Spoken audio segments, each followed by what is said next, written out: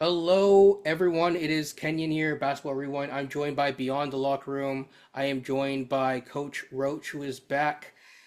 He is alive and well. Don't worry, people. So let's get into it. The last time, I don't even remember what we talked about last time. I think we were talking about some of the standings and whatnot. But overall, I think we should start it here and talk about Scottie Barnes' play, talk a little bit of All Star, and then we'll get into one Western Conference team at the very end. So Scottie Barnes recently came off I believe, a 28, please correct me if I'm wrong, 28-10 game with 5 blocks as well. And I believe he had 8 assists with 2 turnovers. Again, I'm just doing this just from my mind. There was a lot of interesting things from that game that I noticed. So just to kind of give people a little bit of a preamble, it was against the Cleveland Cavaliers, and I believe they beat the Cavs 126. I'm again doing this all from memory. 126 to 113. So correct me if I'm wrong here. And but I think it's good. And essentially, the interesting thing is number one, it seems like every single time we have one person pop off. I'm not talking about Scottie Barnes, I'm talking about the rest of them dudes. If Quickly's popping off, for whatever reason, one or two other guys do not pop off. However, when Quickly's hot, um, the man's not cold in such a way that his 3-point shooting can propel them to wins. Whether that's sustainable or not, we can get into that in just a second. But to focus back on Barnes, his net rating in that game compared to someone like an Ingram or other guys was incredible, and you did feel his impact on both ends of the court. One of the things that we've noticed, this is now, I guess, 2 weeks in a row, so we're probably going to shift away from this topic. So we're not. There's other channels for the Scottie Barnes show that you can go to, right? We kind of talk everything basketball, not just the Scottie Barnes basketball. But I think that he's in a role right now that works really well.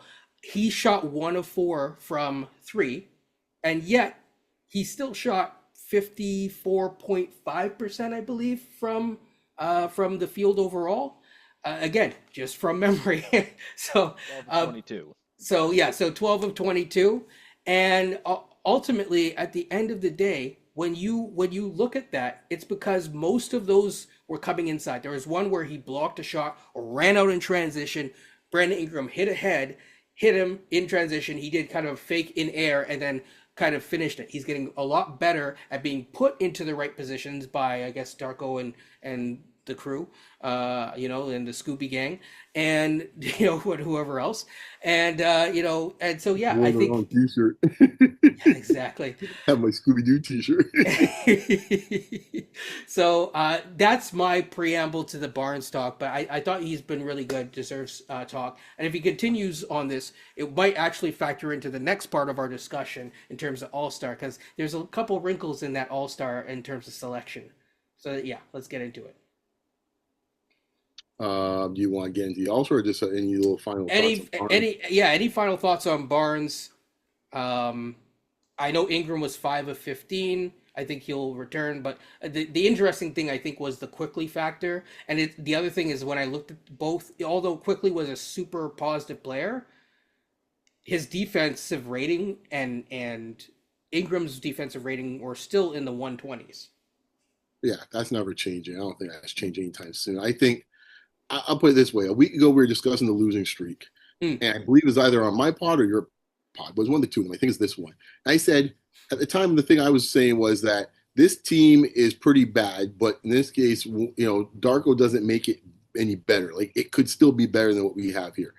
And that's one of the things that's always been frustrating with Darko when I hear people discuss Darko, where it's like Darko's compounding bad situation. The roster is not a good roster overall. It's not put together well, but he compounds it with some of the decisions and strategy he takes. I would just use one word to sum up Scottie Barnes, which I think is what's happened in the last week and a half with this team. I would say in this case here, simplicity. Yes. They have finally just say, you know what, we're just going to dumb it down for everybody. All right. We're not going to do all these little fancy things. We're not going to have all these cool little defensive concepts. We're just going to dumb it down. Scotty, here's your job. If you get the ball, run like a maniac up the court in this case and push it.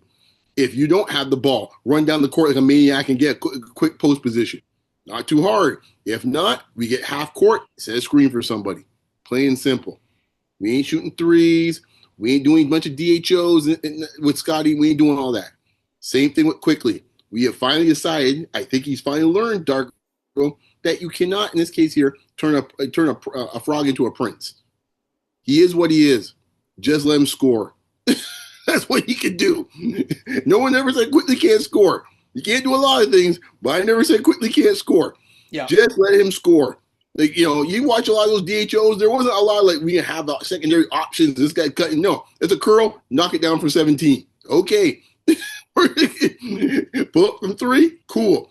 He ain't trying to do a whole bunch of stuff, make decisions. That's not his game. Just let him score. And put the ball in other people's hands, which we've been asking for like 2 years. All right? Simple things like that. The only person seemed to understand the simplicity of things from day one is RJ. He's the only one. Ironically, he's struggling the last couple of games as these guys are playing, so that's a whole other discussion to have one day. But it's interesting. He, from the get-go, is like, okay, I'm going to get my shots on kickouts, and if guys run out at me, I'm going to feed on fast breaks as I always do. There's my 3 ways I'm getting my food. All the other guys are trying to get cute and try all these. No. Same thing on defense. We joked around with it the other day. Lord, we saw a zone. Keeping it simple. What concept? A bunch of bad defenders, maybe a zone might work. Like all these things are just simplicity. We're not doing 94 feet. We're not trapping at half court. And it didn't have to be a complex zone either. No, we're not trying to go blindside to pick a ball off from a guy at the free throw line. We're not doing all that crap. We're just standing in front of our man, or playing zone sometimes once in a blue moon. That's it. I do think, just from the Cavs' perspective, now Barnes did a good job, but they were still having him basically run out on one shooter and then have to basically help one pass away. I don't like that. Mm-hmm. And yeah, there's still some stuff. I was looking at how the Cavs were playing. They did not have a great game. Well, they got their own issues, but this ain't the Cavs network. But they got their own problems right now, man. Because my gosh, man, I mean, we like to talk with the Raptors defense, man. Them boys over there, man. Like, I mean, they got a game against Miami a couple of nights ago, which was an incredible finish. And yeah, it was a great finish for Miami. Did you look at the score total? Well, Pirtle scored 20 in this game. That should never happen. The paint was fairly wide open in a game with Evan Mobley and Jared Allen. Yeah. So I had some odd feelings about them. Like, oh, at least that's not the Cavs I saw last year, who were dominating everything. But I'll just say this about Scottie. 2 years ago, I think he arguably had his best season as a Raptor per se. I think you can make that argument. Mm-hmm. I think last night he had his best game as a Raptor in 5 years. That's my argument. 28, 10, 8 assists, 5 blocks. That was on Evan Mobley. That's the defensive player of the year. Last time I checked, Mobley's fairly healthy right now. Mm-hmm. And Scottie blocked his shot multiple times. He blocked Jared Allen's shot. He was everywhere. Kenyon said he made 1 3, but I saw him make some mid-range shots as well. He was attacking the rim, which is good. I've seen him do that a bit more this year than I recall in the last couple of years, at least, where there's more versatility in his game now. For a time, Darko was encouraging him, take 10 threes a game. Don't do that.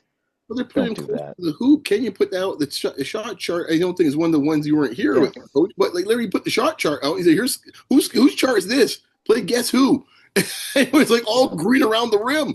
Like, this isn't rocket science, Coach. Like, you know this already. Like, I agree with you. I think it's one of the best games I've ever seen him play. And the reason why I think, to your point, you actually felt him. Like, a lot of times, Scottie gets like. Yeah, there it is. Scottie sometimes gets these games where the numbers look good, and if you just happen to look at the scoreboard, it's like, oh, Scottie had a great game, but you don't feel him. If you know what I mean? I felt him last night. I felt him. For the most part, like against Milwaukee. Yep. I think against Atlanta a couple of games as well. Like I have felt him on the court, and it's all been about consistency. And I think Jack Armstrong on the broadcast last night put it best. When he is able to ascend to another level, this team is better for it. And that part of that ascending to another level, as we have spoken at length, is knowing what you know and not doing what you don't do very well. Oh, I'm so glad. Yes, I agree. I'm so glad he circled this because I had a question about this. I wasn't sure Yes. how often we're going here because I was sitting there scratching my head. When did Scotty turn to a left-handed player? He likes the left side of the floor. He went Yes. attack on his left a few times last night, and I was like, that's interesting. Like, is that his better side? Like, and now you show the graph. Now look what side of the court he's working off of. Yeah. Yeah. It's interesting how that how that happens. Yeah, for a And right-handed player, yes. Yeah. like I But know one of the LeBron is an ambidextrous player, so for him it makes sense. But I never heard Scotty was ambidextrous or not, or what. Maybe the angles, how it looks. It's odd with certain players. I just don't get that. But I'm so glad you circled that. Well, so here's the very interesting to your point. I actually want to add. Okay, hold on. Let me just bring this up because I now this gets very interesting. So I'm gonna bring up. This is his shot chart this season, and it I love coincides. that. Yes, and it coincides because look what he's shooting on this side of the court. The right Mhm. hand side of the court is abysmal, but the left hand side of the court is going crazy. Ignore the ads that may pop up because it's probably going to be some bet ad or whatever, and we don't get sponsored by no gambling people. Um, yeah, or Ring or whatever. Uh, thanks, Amazon. So yeah, I mean, and you can see if I go back in other years, this would have been in the 50s. Mm, This is the vibe zone or whatever you want to call it. mhm, And in fact, he's even taking less mid range mhm, from this year, and mhm. he is mainly like right around here and here. He has 80 shots in the paint this year, right? And in the high post, 23 shots. So that's where So most of his shots are coming from. you remember last year we had a chat right at the beginning of the season. We were getting a chuckle. In this case Yes. here, where we were looking at the roster, and the three of us were sitting there going like, I think it's sometime in August or September, and we're sitting there going, they made no other moves, and we are saying like they are trying to tell Sky to become a power forward, and Yeah. he And, still had point guard dreams at the time, and we're looking around, I was like, no, dude, you got to be the power forward to this team, and that's power forward looking charts right there. yes. And everywhere here. That is the fun zone, people. That is the fun zone, right? Everything else, right? We're gonna change colors. We don't have to do that right now, though. This is not it's not like a whole PowerPoint presentation here. But everything outside of the fun zone has not been so fun for people. So yeah, I'll leave it at I will leave it at that. Sorry, I just need to figure out how do I Well, stop Coach, sharing. I mean, we haven't had your thoughts on this team in the last week and a half since they've been on this run. What's your thoughts on like how how we got here? Let's say it for the time being. The Milwaukee win was a big win. I think you had mentioned that one time. I think the Memphis and the Cleveland win beforehand, you definitely need that Cleveland win with all those guys out. Thank you, Jamison Battle, for the that win. You need the Memphis win with all those guys out too. They had Triple J. Mhm. That was basically it. They didn't have anybody else. So those were two games like, okay, you get those wins because you weren't predicting, we didn't predict them to get those wins. I don't think we did anyway with a fully healthy roster. And then it's almost as if it's been a momentum and confidence shift in this team. And then when you beat Milwaukee at home with a full team basically, that was a big confidence boost. And then I think you beat Atlanta again without Trey Young, and there's debate on how what's Atlanta like without Trey because they played well that game. Ewing theory. Yeah, that's the I've Ewing been paying theory. Yeah. attention. I'm just Oh saying, yeah, hasn't yeah. been And I like perfect. Trey. I like Trey, but I do yeah, too because we saw late that game against the Raptors. They're missing they're missing Trey at that point, number 11. yeah. I Well, I think yeah. I think the biggest thing beyond is I got to give him credit for this. And I don't give him credit too often, but Dark was figuring out his rotations. He's Mhm. figuring out which guys are playing well with others. I've noticed that he'll put Shedden quickly on a little bit more, and he's putting Grady and Jamison Battle on together. Mhm. And that's interesting because both of those guys, you can't leave those guys. So if anything, that can open up the paint for a lot of people. Ingram, RJ to attack, Scotty, whatever. So I think I gotta give Darko some credit on this on the coaching side. It is figuring out what guys, what's the units I want out there to play against the other team? Like, what are the best units that we can put? Because I'm pretty sure, Ken, you correct me if I'm wrong, the starting unit's a negative right now on the season. So yeah, Yes, it is. And the I was Pearl going to just obsession. say this really quickly is that, only took this. Well, thank you. It's crossing my mind. I say he must be watching Basketball Rewind finally because we've been saying this for the longest time, guys. And like enough with the Ochai experiments. Enough of that. Enough with the Jakob playing 30 minutes a night. That ain't happening. So it's funny when you see to coach's point when Jakob sitting on the bench for the most part, the runs start happening. Shocking, you know. Quickly, just stop with the point guard play. He ain't the next come out Isaiah Thomas. Enough. Yeah, stop trying to guard 94 feet. People were like, oh, whoa. It's like, well, yeah, you don't Right. say. That's just silly. That's like Right. asking Precious to be the offensive hub of the second unit, asking those guys to guard Right. 94 feet. Like, Really. get out of here. Right. You It's the don't NBA. need, It's the NBA. you don't need Caitlin Cooper to tell you. Yeah. Right?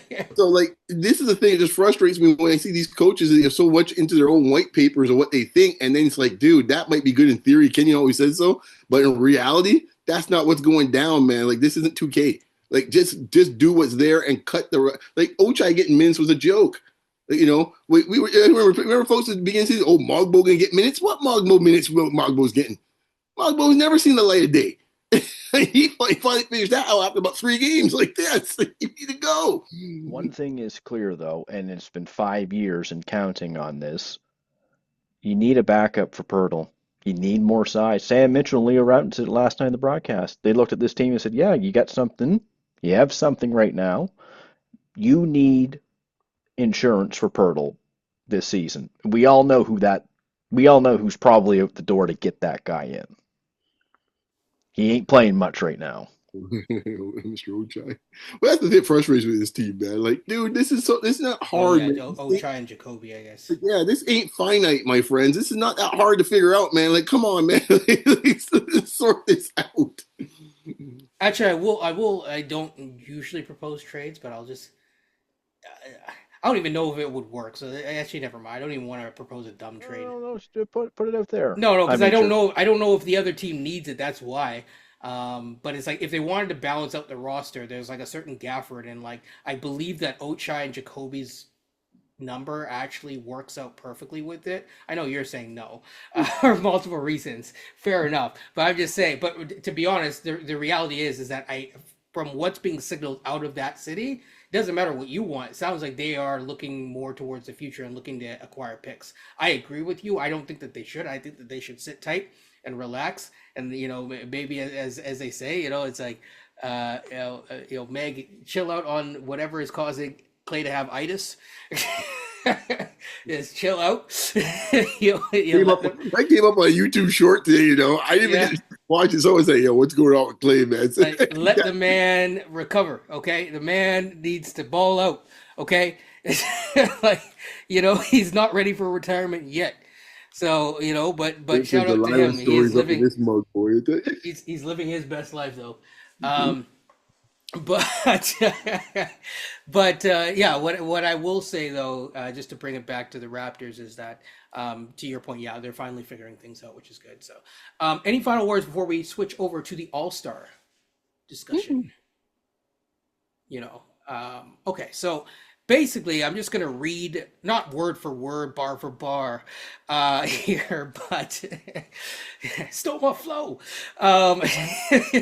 But I'm going to kind of like do a full kind of quick, concise recap of this. So essentially, the voting is more or less going to be the same of All-Star. So we can kind of, fan vote 50%, and then players and media are 25% apiece. That leads you to 100%. However, there is 24 people that they're hoping to select. They are splitting it into 3 teams, Team A, B, and C. They will play in a round robin.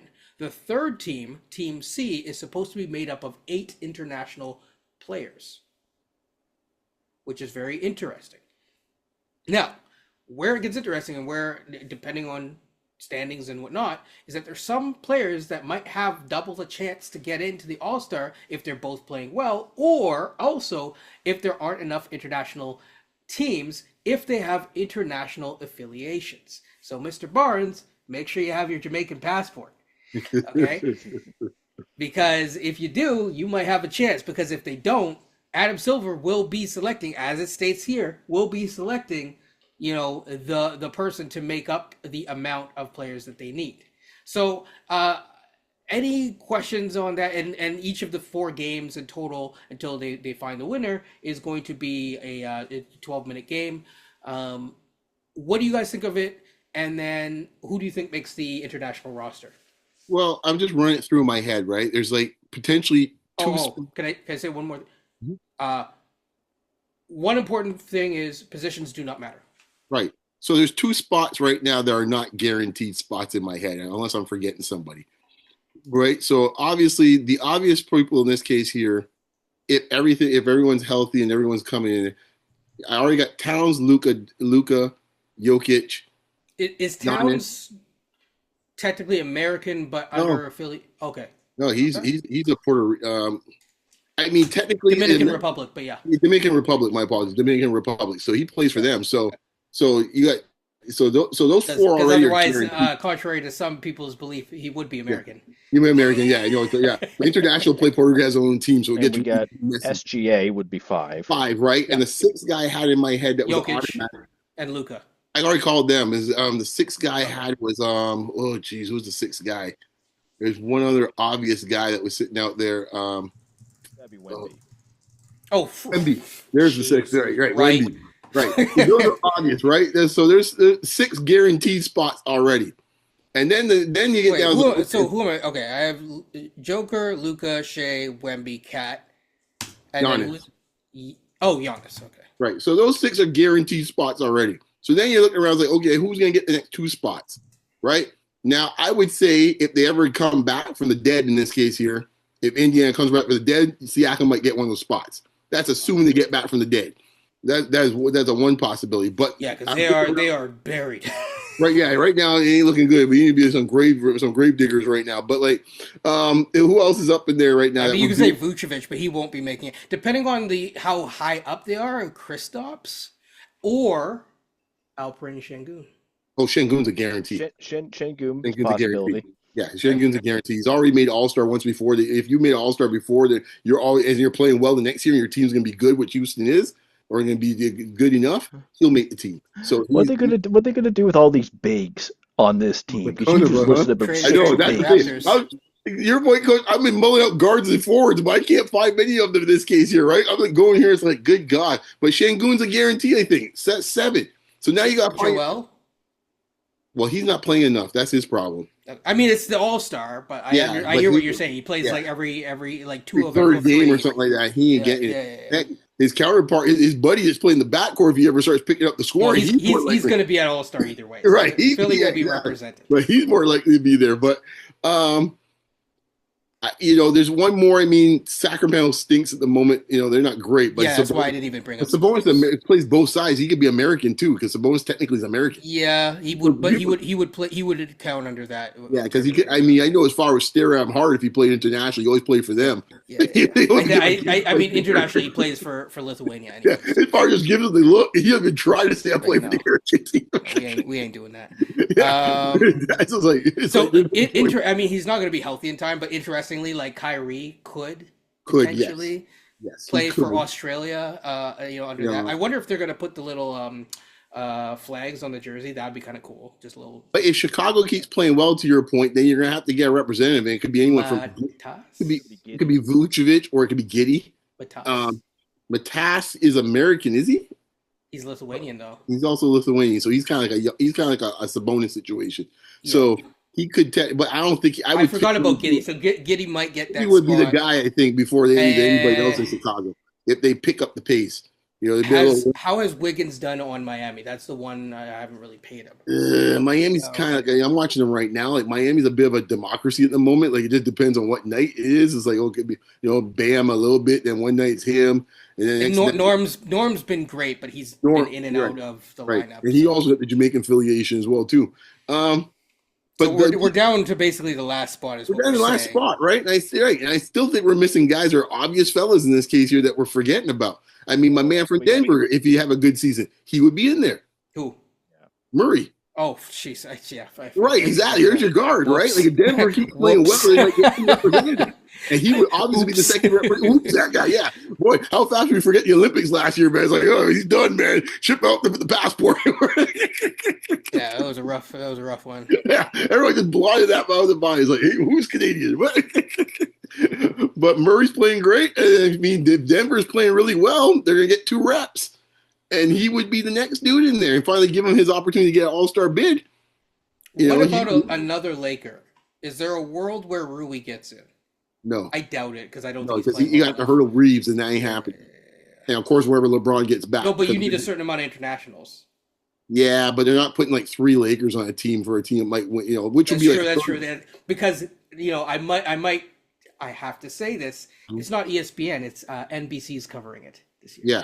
Right, exactly. Yes. It's not. Watch what real coverage looks like, folks. Watch what real coverage looks like. But Luka's gonna be on it, LeBron's gonna be on it. So that means if you're gonna get a third Laker, which is not likely, if there ever was one, it's gonna be Reeves. Yes. Okay. Coach, any thoughts before we get on to the next thing? I guess OG, if you want to say ties to Nigeria or whatever. But... Yeah. I mean, someone like Franz on Orlando. If Orlando starts to pick it up, which they have been, Franz might be. He's averaging like 22 and 5 and 6 a game or something like that. So Franz is certainly a possibility. Man, it's hard with this international group because the international countries they're full of bigs. Even the guards are big. Kind of thing. Exactly. Look at the 2 guys right here, Şengün and Wemby. They were going at it the other day. I just think, you're right. There's so many bigs, and I think that's going to make this really awkward to how they put this together. I mean, Wemby could play guard. He's got guard-like skills. I mean, Giannis has played point half the time for Milwaukee, so it's not so strange in an all-star game that they probably could get away with it. I don't know. I mean, so Şengün plays a bit like a Jokic, like point forward type of point center type of stuff. So, there's opportunities for these guys to kind of have some fun with it. Now they're getting blown off the bounce on every play pretty much. But hey, what the heck? I have someone in mind, and you're going to laugh. It will depend on their record, of course. Richeche? Nope. It's their world. RJ makes this international team if the Raptors are top 5 in the East. I think the Scottie Barnes scenario is much likelier, man. It's hard to put RJ over Scottie. Yeah. Or even Ingram. Remember, I was like 22 a game right now, 21 a game. They're both. But I if Ingram turns it around to what he was at the beginning of the season and he starts kind of blowing up, I could see that. But to your point, I mean, I understand the international element, but I think there's also an element to what Beyond said about you don't want 3 Lakers. It's do they really want 3 Raptors if the Raptors aren't top 3? For example, right? Or even 2 Raptors, even if they're kind of a middling team, it's okay, why would I give you guys because let's face it, the Knicks are going to get 2 probably. The Knicks are guaranteed pretty much to get 2, and one's going to play for one side, and one's going to play for the other side, and that means that's already now you're down to 10 guys. So already you're looking around like, well, who's left to go in this case here to pick up the slack? I mean, right, you got break this year because let me tell you something.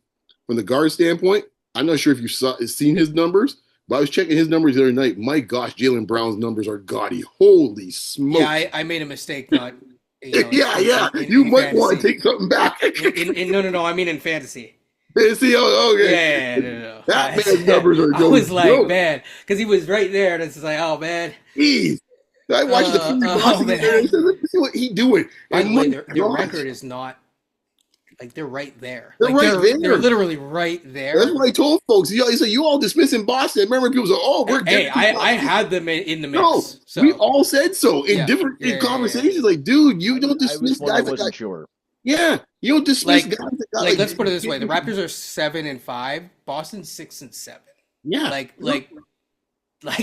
They're right there. And they're right...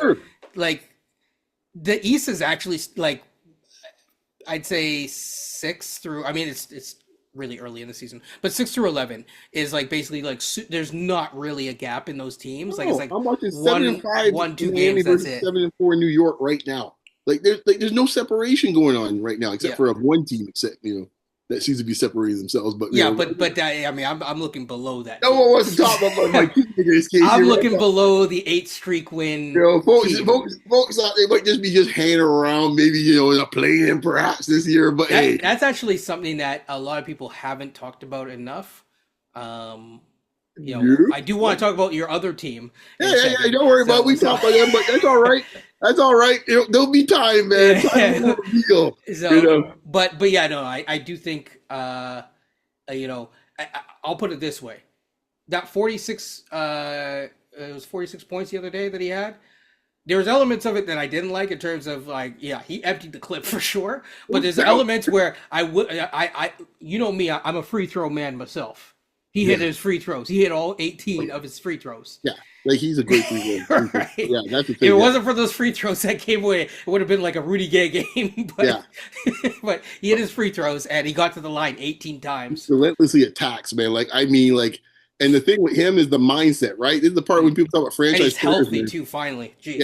Yeah, it's the mindset. It's like no, dude, that dude's the truth, man. Like if he was healthy that year, sorry for Scottie in this case here. He would have been rookie of the year. He was that good even his rookie year. He was. He really had one. Just didn't play enough. But just looking at his numbers, though, 28 points, almost 10 assists, 5 rebounds. Nuts, though. The 3-point numbers aren't great. No. I mean, he's impacting winning. And if Detroit remains first in the East, then he's going to be a candidate for MVP. Sorry? He had an 18 assist game last week. I was watching. Yeah.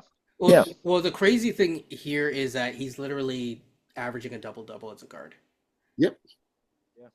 Like he's averaging almost 30. It's like 30 and 10, basically. I can't wait. It could be more efficient. There's no doubt about that. And a lot of that, I think, is predicated on his 3-point shot, for sure. But sorry. Well, Ivy will help with his efficiency too when he comes back because he'll have a guy that can actually get his own shot. When is he going to come back? Like in? I know. February? I think it's going to probably be after Christmas. I think at best, at earliest. But you're very optimistic with that Christmas date. I'm not saying Christmas. I guess put it this way: early 2026 is the earliest I might see him, but I doubt that. Like March. Well, January, February-ish, But before the playoffs, let's put it that way. But Ivy last year was playing well without him too, which is what I love. When he hurt, Ivy was playing well with the Pistons and doing his thing too. Yeah. So I love the fact that when you get them back together, they could take, they could take things, take each other's stuff. But yeah, man, I'm loving seeing what I'm seeing with Detroit, man. Fun watch, folks. Fun watch. Coach, you get the last word on this one, and then we'll shift over to Mr. Nico. Detroit has been a fun watch. What little bit I've been able to watch them, but Cade's a real deal. I've always thought that he's my number 1 pick back in 2021, no doubt. Mobley would have been 2 for me, and quite honestly, Scottie was 3 at that time. And that draft is showing more and more how strong it really is. Franz and Şengün, what a find he was. Like the value pick. I was always nervous about him just because of the height. I was nervous about Franz. Really? Wasn't sure how he translates to. No, it's hard. I loved Franz so much just because I didn't see a lot of holes in his game at Michigan, right? That was my argument, is that if we stayed where we were at 7, we didn't jump into the lottery. I was like, okay, Franz is the perfect guy. And that's actually where he ended up going, funny enough. But I was like, Franz would be the perfect guy because he kind of like did a little bit of everything. But I also saw him, whereas Scottie being more of a 4, in my opinion, Franz is more of a 3. Oh, yeah. No, 100%. That jump shot and went, man. International basketball, Franz is the man. Yeah. No, he got game. He can hoop. That's why I like you on this team.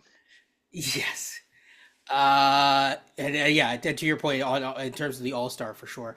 I think that really closes it out. Let's get into Nico. So I was asked by multiple people about Nico, and I just want to first start off by saying Nico is a scapegoat. Number 1, and number 2, I saw one where it's like the Dallas Mavericks, they like ruined their thing, and they have Nico in the front, and they had like literally like the Gestapo Hitler Youth on the side as part of the thumbnail. I'm like, yo, y'all gotta chill about this, okay? Number 1, he did not trade Luka without buy-in from ownership, okay? He didn't just like, okay, by the way, I just traded. No, ownership was aware. They can say what they want. That ownership is aware.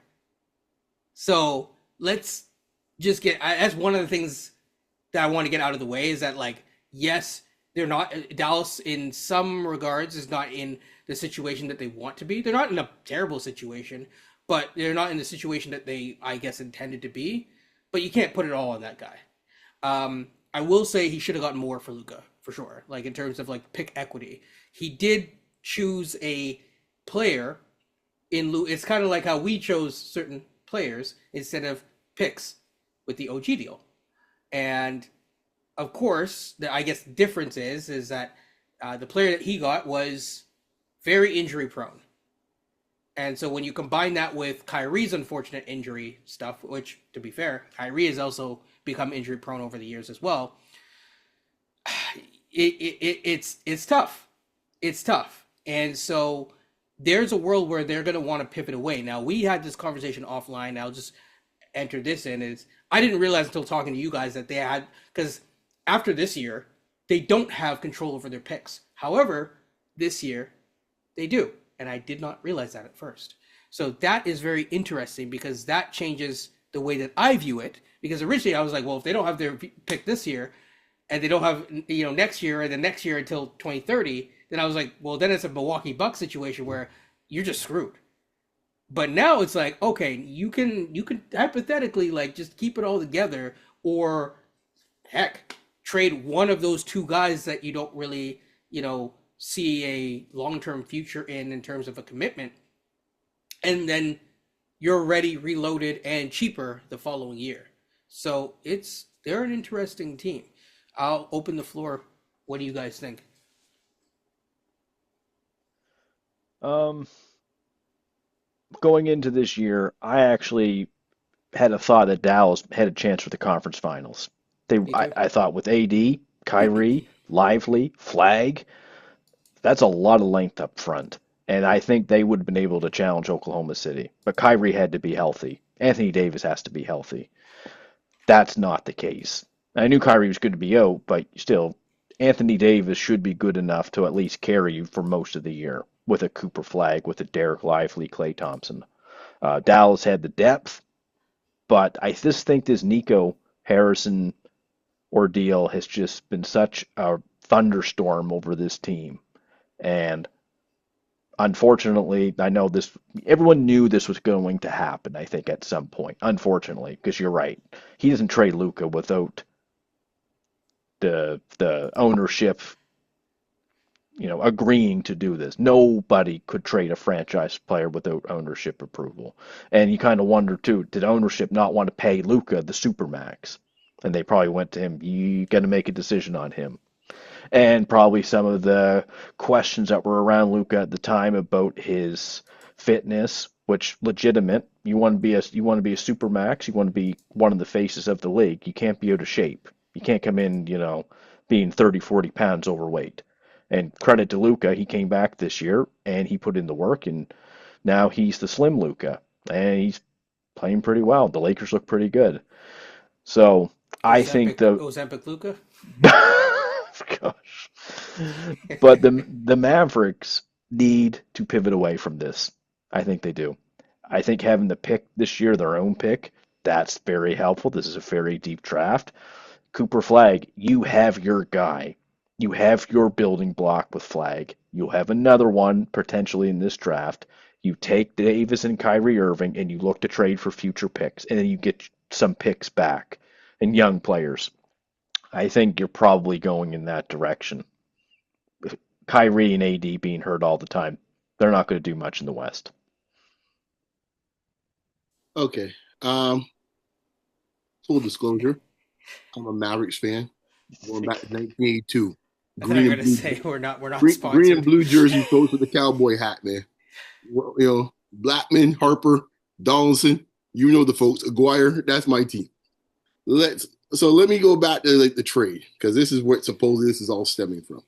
To Kenyon's point, nobody in this league that's going to trade a quote franchise player is going to just go and do this in the middle of the night willy nilly. Okay, if the Raptors are going to trade Scottie Barnes, believe me, that's getting run up the flagpole before anything's done, because the franchise player in this case is not just a guy on the court. He's the brand. He's the face. When you go to the subway, who do you see? When you look at he's the guy that makes the money. Who's there? Right. He's the guy who makes the money. He's the guy who draws the bill and the folks that come in the building. He's the guy in this case. All these things are all wrapped around it. Marketing initiatives, charity initiatives, all this around it. So, it's not one of these things, Kenny's point is like, oh, it's like, yeah, we're just going to do it just for the sake of doing it. No. Now, my theory in this case here is, my theory is both folks wanted this done, but it was almost like a bit like a Mexican standoff a little bit within the Mavericks organization. Here's what I mean. I do think Nico wanted him gone. I think him and Finley had enough of what the nonsense this dude was doing, and they didn't want to pay him $75 or whatever $1 million coming up based on what it was. I know all the stories. I seen the stories. I know in this case what nonsense Luka used to do. I watched playing Maverick games, had me backs half the time sitting there watching him corner with a referee as they're 5-on-4 the other way. I lost track how many times I saw that. And I like Luka, so I ain't got no issues. Luka's one of my favorite Mavericks of all time. But when it's all said and done, I got to see what I'm seeing. And I think they looked at what that finals happened, and they saw what they saw. And it's like, yo, based on what this dude's doing, this is never going to change. Now, everyone assumes in this case here that, okay, that I think I check here, they're 3-9 now. First, I'm going to be straight. I think it's a panic move. I don't think he should have been fired. I'm going to be blunt about it because I don't think, A, he's a scapegoat, as you guys said. B, as we speak tonight, before the game started, they are one game out of the play-in right now. Yeah, I was looking at 3.5 away from Portland, who's 6-5 to get in the A spot. Okay? The A spot. I even getting further than stuff like that. You can tell me 12 games in, you're going to fire a dude for that? Now, the rationale behind the picks and the trade for Davis and stuff like that, here's the rationale behind it. You say, oh, get picks and stuff like that. You got to remember, this team just came off of being in the finals. You're not trying to get picks at that point. You're trying to win the whole thing. And you're thinking, if I get myself a big that actually can play defense and be a two-way player, well, here's I can get over the hump. People forget they were not looking last year to be with the flag. They made the play-in, and they fell out of the play-in. Right. They got lucky to get Cooper Flag. Right. And, but if they didn't get lucky to get Cooper Flag in terms of where they are now, it'd be a completely different story. Yeah, but the start but they were trying to go for it. And then Kyrie got injured and stuff like that. Right. Because the part everyone keeps forgetting is that the position, the perspective that they're not looking at is that the team just came off from being in the finals. Yep. That's not a team that was just hanging on and we'll just break it up. It's like, oh, we had the band one year too long. That's not it. They were looking to go to the finals. They thought that getting Anthony Davis would be the thing to get us over the hump because we needed more defensive presence. And we saw in this case here, which I think their assessment was right, that they had the kryptonite for OKC. Mm-hmm. There are too many bigs, and it was giving OKC problems. And quite honestly, I would say so right now. If they got the series last year, I think they would still give OKC a whole hell of problems. Mm-hmm. I don't know who would win it, but I think it would have been the most fearsome matchup in this case they had to deal with. Because even Indiana, who's not assuming OKC was full strength, I'll just add that. Or assuming that the Mavs, the Mavs were full strength. So yeah, this is assuming, just so the folks at home know, it would be assuming that Kyrie would have been healthy as well. Yeah, exactly. And so I'm looking there, I was like, So people are saying, oh, we should do this and do that. It's like, no, man, not where they were. They were looking to try to win the championship. They were going for it. They were already at the doorstep. They say, you know what? We just need to make a tweak of a trade. Sometimes these type of trades are like 6 men off the bench. I mean, it's not really just a tweak, so I'll just add that. No, well, I hear what you're saying. It's not a tweak, but it's like essentially exchanging one guy who's all offense and no defense for a guy in this case that could balance out your team. Yeah, who when healthy is more of a tweak. Right, and stuff like that. And in that sense here, I get the logic. Now, to the last point you mentioned, where it's like, oh, doom and gloom now. There's a reason why he should have been fired. You already have your franchise plan moving forward. Most teams don't even have that. Right now, we in this city right now hoping we got one. There's no doubt in this case what the story is there. And the point you mentioned, we talked offline about this, is the key thing is we got the draft pick this year. So I'm going to have 2 horses next year, plus whatever's around me. And I'm just sitting there going like, guys, there's no need to rush this in this case here. I will just put one thing. Thank you, Adam Silver. No, people, the Mavs cannot get a top 4 pick this year again. I'm not saying it's a bad thing. I'm just saying because people think, it'll be rigged and they'll just give it to no, they can't. In the CBA, you cannot have a top 4 pick 2 years in a row. Right, and really, so I'm clear about it. That's very recent. Yeah. I don't necessarily need to have a top 4 pick anyways because this draft is supposed to be one of the best drafts we've seen in about a decade. Yeah, I know. So we're at 9 draft talk too. Right. We got 9 or 10 dudes that might be franchise guys. So like I only need to be in the neighborhood. Give me 7. I don't care.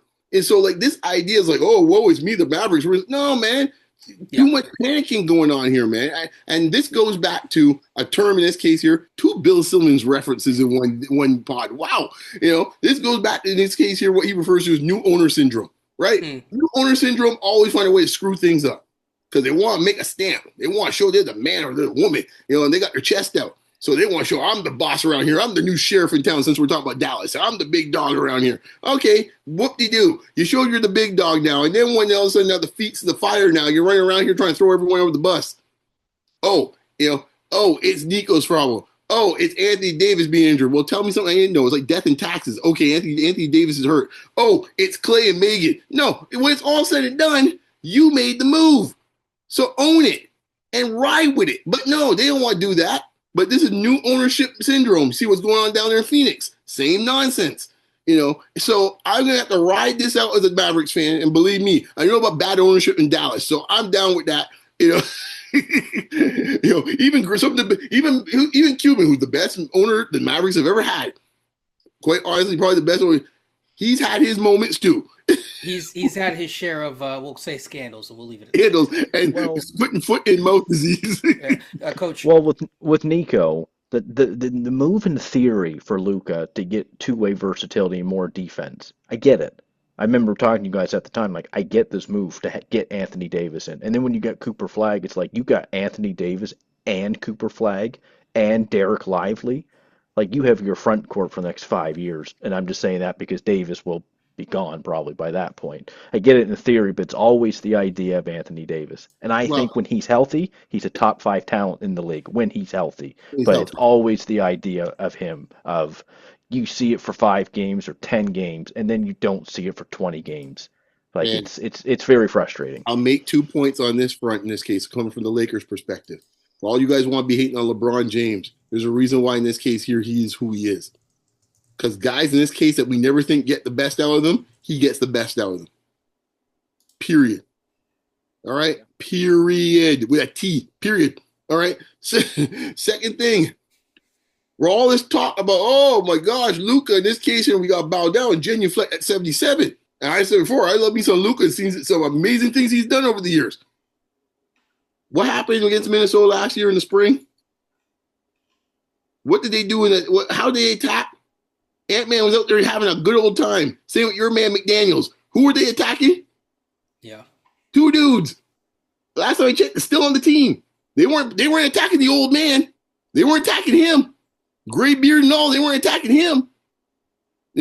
All this talk about, we need a center. They weren't attacking any centers. Who are they attacking? Old Austin Reeves and the same old Luka. Ain't nothing changed. So we can find out in the spring because this is what it comes down to. All this stuff, supposedly all these Laker championships are guaranteed for the next 10 years. We gonna see. As I said before, I ain't rooting against the man. I ain't got no issue with Luka. But we gonna see because this was the theory that is like, oh my gosh, well, it's already done deal. Stamp. He just gave the league to Luka and the Lakers. Well, we'll see. We gonna find out.